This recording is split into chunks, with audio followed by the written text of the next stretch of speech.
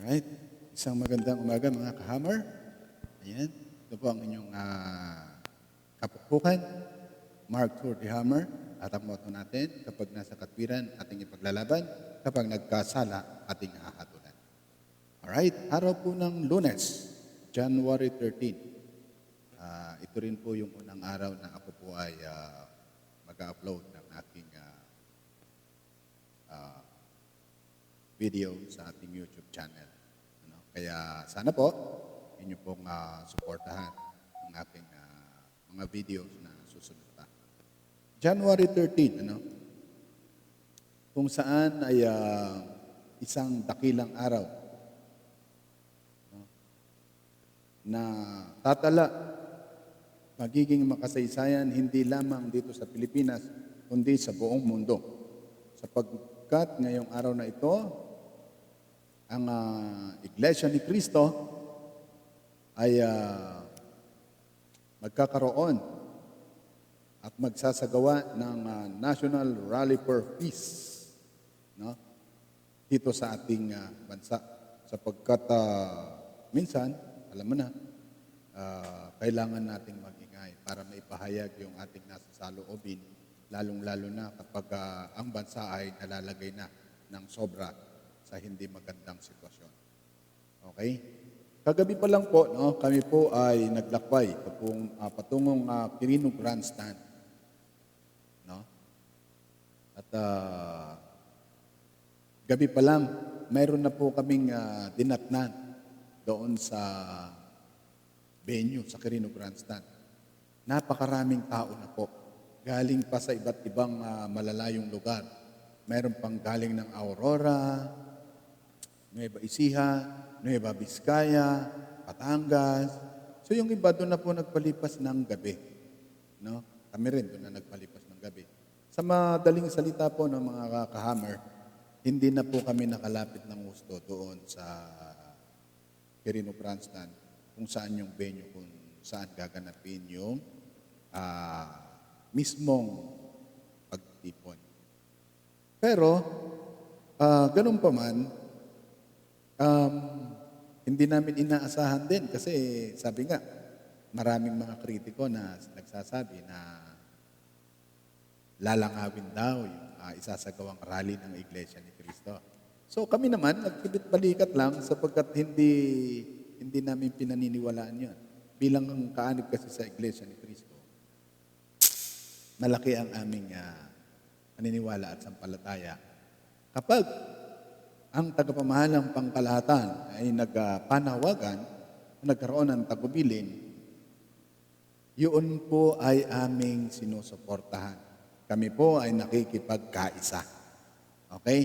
Kasi hindi naman po kami sa tao lang nakikipagkaisa. Sapagkat yun, hindi naman po sasabihin ng tagapamahalang pangkalahatan kung hindi ito ay ikabubuti ng kapatiran. Okay? So, para maging malinaw po ang lahat, nakipagkaisa po kami. Wala pong nangyaring bayaran dito, yung iba, nagsasabi, kahapon pa lang, nagtatanong na sa akin kung magkano daw yung bayad. Nakakalungkot, sapagkat yung opinyon ng ibang tao ay ganun pala.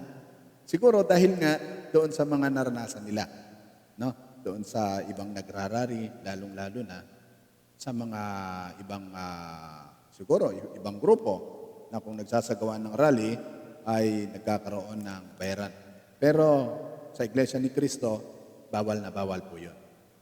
Kami po ay pumupunta, sumusunod at nakikipagkaisa sapagkat sumasampalataya kami na yun po ay ikabubuti ng lahat at ng ating bansa. Okay. Alam niyo po,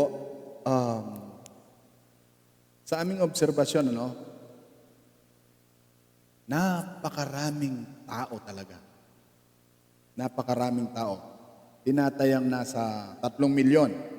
Hindi pa nabibilang yun sa mga silong-silong ng mga MRT, ng mga punong kahoy, kasi hindi naman naaabot ng drone yun . Pero makikita nyo naman, siguro maraming mag-a-upload, mga kahammer, ng nangyari na kaganapan doon sa Quirino Grandstand kanina. So, ang masasabi ko lang, Marami. As in, marami. Kaya kami, hindi rin naman namin inaasahan na ganun talaga karami. Hindi namin na matiyak kung may mga kahalong ibang grupo din doon o ibang relihiyon.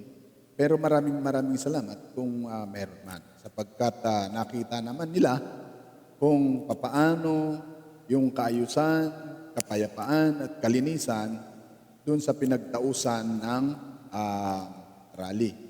Talagang napaka-organisado ng ginawa naming rally po, no, kaninang umaga hanggang hapon. Kaya ito sa unang pagbablog ko, sana mga ka-Hammer, inyo pong suportahan. Ako naman po ay nainganyo lamang na magpahayag din ng ganitong saloobin, sapagkat naniniwala ako na ang panawagan ng iilan kapag naisama yung aking panawagan, maaring pakinggan. Kaya bilang inyong ka-Hammer, kapag nasa kamalian, itutuwid natin at hahatulan. Uusisain natin at babatikusin para maituwid yung mga maling ginagawa, lalong-lalo na yung mga nakaupo sa ating pamahalaan. No? Yung iba kasi talagang garapalan na no?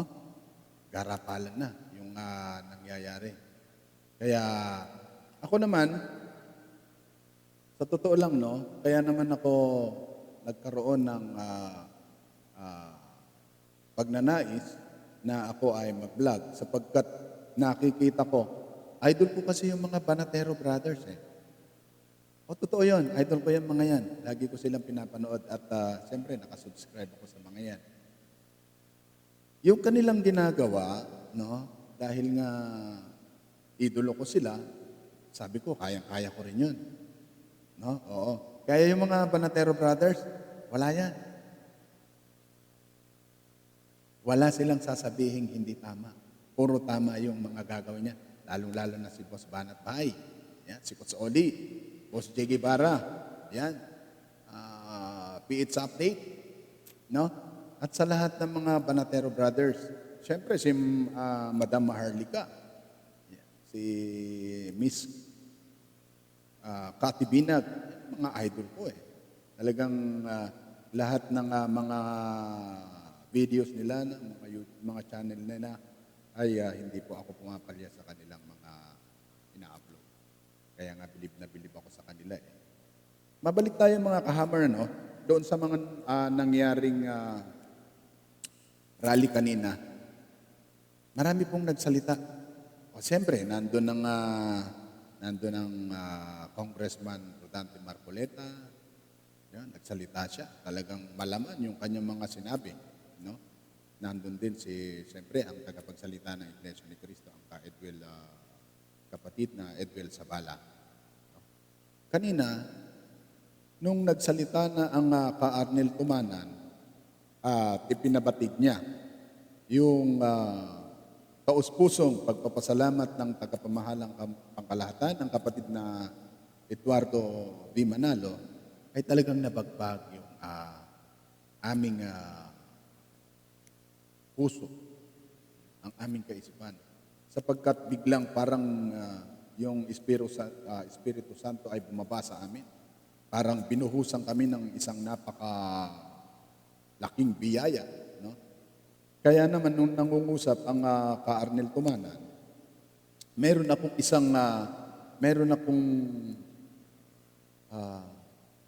hindi makakalimutang pahayag niya. Ito po, pakinggan ninyo mga ka-Hammer, para inyo rin para magkaroon din kayo ng idea kung gaano kalaman at yung kanyang sinabi at gaano kasarap pakinggan. Pakinggan po natin. Inakay niya na magbagong buhay.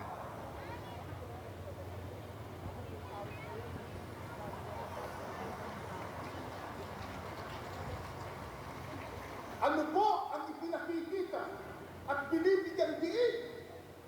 Sa nangyaring ito, yung kahalagahan ng magpapatawad at ang pagiging mahabagin at unawain. Eh yun nakahuli sa akto. Eh di lalo na kung hindi pa naman napapatunayan. O, di ba? Tama. Mga mahal po namin kaibigan, mga kababayan, at higit sa lahat mga kapatid, sa buong kapuluang Pilipinas, ang marami po'y nagtitipon-tipon din sa iba't ibang dako sa mga rehiyon at mga lalawigan.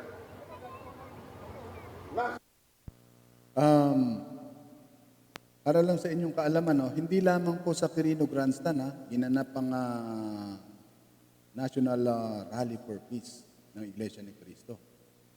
Tuloy natin. Nasabi ko na po sa inyo kanina, alam po namin at alam ninyo kung gaano ang puhunan ninyo sa dakila at makasaysayang rally ito. Marami sa inyo na hindi na nakatulog kagabi. Marami sa inyo ang lalayo ng nilagan. Oo yun. Marami sa inyo na buya, nagutom. Pero mga kapatid at mga kababayan, ang lahat ng yan ay hindi po sayang. Ang lahat ng yan, ang ating puhunan at sakripisyo, hindi po walang kabuluhan sapagkat handog natin yan sa ating sambayanang Pilipino.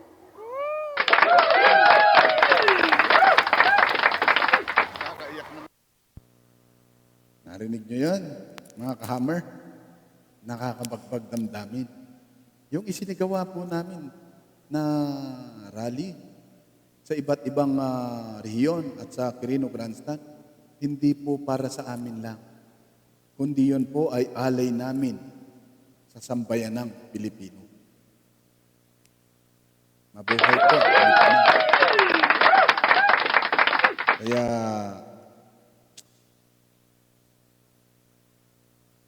walang pagsidlan ang aming kasiyahan kanina. Hindi namin naramdaman yung pagod, no? Sapagkat nung kami ay pumunta, kami po ay excited lahat eh. Oh, masayang-masaya kami. Kwentuhan dito, kwentuhan doon, ano kaya mangyayari, no? Pero nung nakita namin yung kung gaano karami yung tao, aba, parang hindi kami napapagod kalalakad. Oo. At eto na, nung natapos na yung rally, nung ang Ka-Arnel ay nagpaalam na at nakapanalangin na, siyempre mag-uuwian na lahat ng mga kapatiran. Ang sasaya nila, parang hindi nila naramdaman yung pagod at hirap, yung gutom, yung puyat, aliwala yun. Sapagkat damang-dama namin ang Espiritu ng ating Panginoong Diyos kung papaano sumanib sa amin sapagkat sinabi ng Ama, mga anak ko, maraming salamat nakipagkaisa kayo. Di ba? Kaya, mga kahammer, ito yung unang araw na ako po ay mag-upload ng aking YouTube channel. Ayan. Hindi ko po makakalimutan ang araw na ito. Isang dakilang kasaysayan na tatatak sa buong mundo. Hindi lamang sa buong Pilipinas, sa buong kapuluan at sa buong mundo po. Okay?